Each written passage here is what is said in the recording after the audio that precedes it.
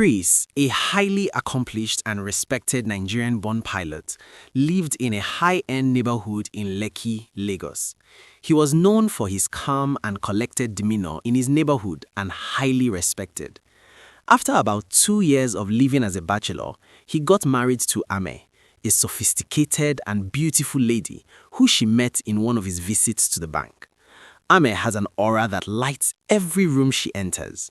Although a little hot-tempered, but because of her charming charisma, Chris never minded. He only focused on her strengths, hoping to manage her weaknesses. Their first 3 months together was blissful. They traveled and visited places across the world, but the love and laughter was cut short when Chris's work began to take its toll on their marriage. Neighbors began to hear voices during arguments. At some other times, Ameh would be shouting on top of her voice whenever they are quarreling, not minding if they are disturbing the neighborhood. Chris, whose voice was rarely heard, began to erupt whenever the wife picks a quarrel with him. On their first wedding anniversary, Ameh made quick plans to make them reignite the love in their union, and Chris promised to arrive home early so they can celebrate with a romantic dinner. Ameh had planned everything meticulously, taking the day off work to make it a special evening. But as the hours ticked by, Chris's phone went unanswered and Ameh's excitement turned to despair. "Why would Chris do this to us?" she cried, tears streaming down her face.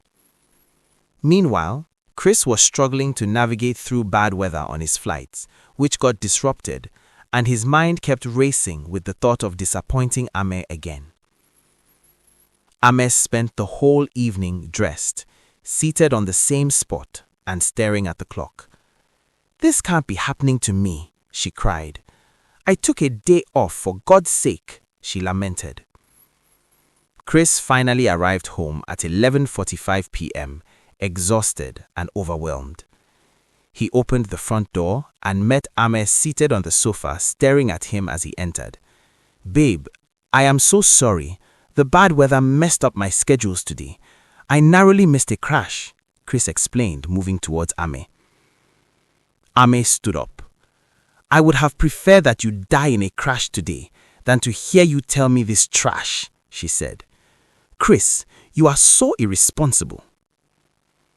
As usual, they began to argue, and the neighbors could hear their voices again.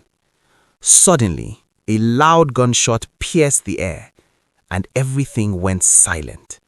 No more voices, no sound, not even a cry, just silence. After a short while, some men in the neighborhood came out of their houses. They were troubled with the sound of the gunshot and decided to check on Chris and his wife.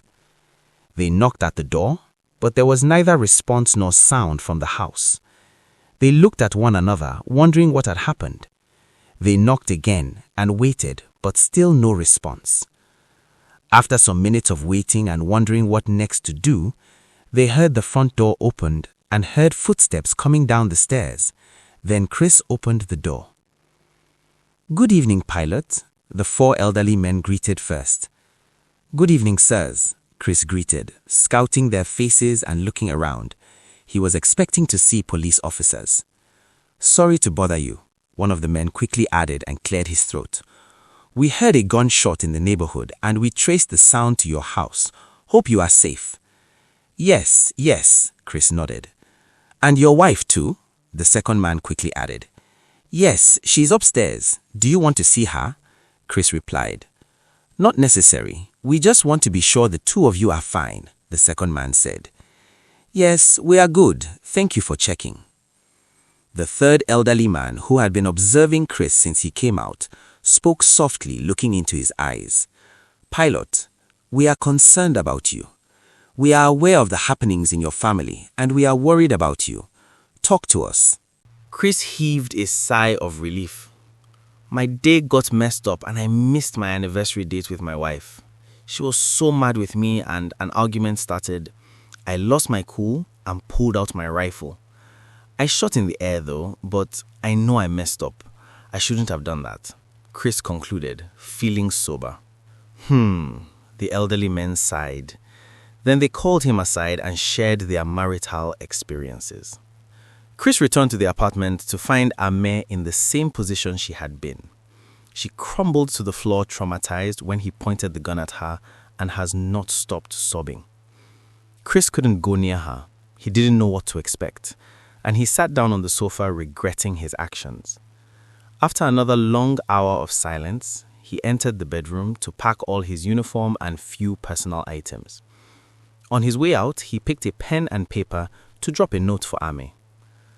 Ameh, I left the house today, so you can stay. Please don't leave. The house is all yours. I know I goofed. I shouldn't have pointed a gun at you. You provoked me though, but I still take full responsibility for my actions regardless of what you did. Yes, I took the rifle with me. It was licensed for hunting, but it will be returned because I no longer need it. Instead of hunting games, I would attend classes to learn how to manage my emotions. Thank you for letting me realize how much I needed it. Take your time and do whatever you want, even if it is divorce. You can change the locks. I am not coming back, except if you want me to. I am willing to work on our relationship if that is what you want too. Chris. He left the note on the center table and left the house. The end. What do you think about this story? What should be Ameh's next steps? Kindly share in the comments. Don't forget to like and share for more true life stories from Olla.